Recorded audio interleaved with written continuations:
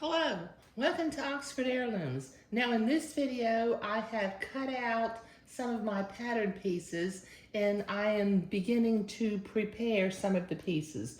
What I have is, because I'm making 2 day gowns, I doubled my fabric and I cut out my back pieces, so I've got 4 back pieces here. I've got a little cuff piece that I'll use to for the long sleeve. I'll measure the entrecot beading to make the little cuff. On the sleeves, this long sleeve actually, I'm not sure if you can see this, but I folded it over because this particular sleeve was supposed to have lace on the bottom and then smocking.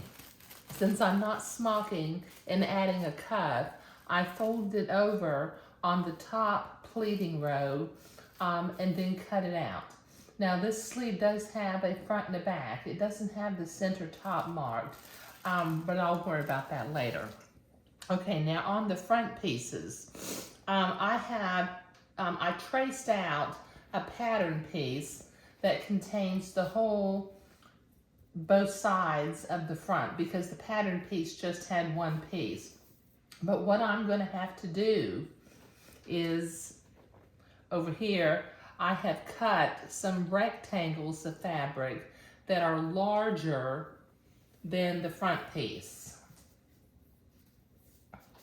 I can lay my front piece on top of here, and my rectangles are larger. Let me show you.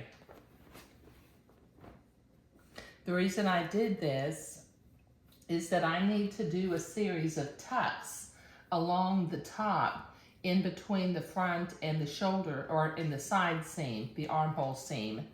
But I need to, before I cut the pattern pieces out, I need to create the pleat, not tucks, pleats.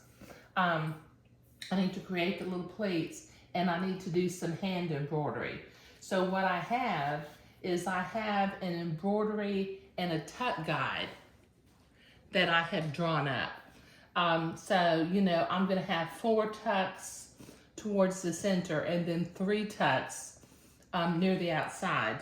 There'll be some either pink and green or blue and green embroidery on each of the day gowns.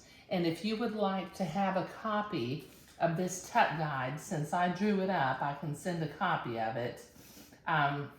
If you'll send me an email at oxfordheirlooms@gmail.com, I will send that to you.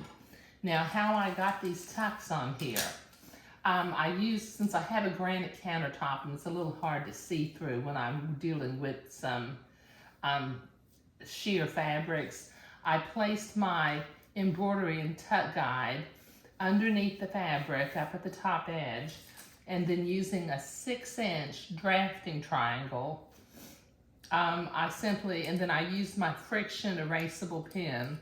I drew a line, and then I'm not sure if you can see this, but I drew the vertical lines for all of the tucks, for all of the pleats, and then I drew a little horizontal line so that I'm gonna fold it on these vertical lines, and I need to be able to see where to drop my needle in, because I'm gonna be doing 1/8 inch pleats on this particular day gown.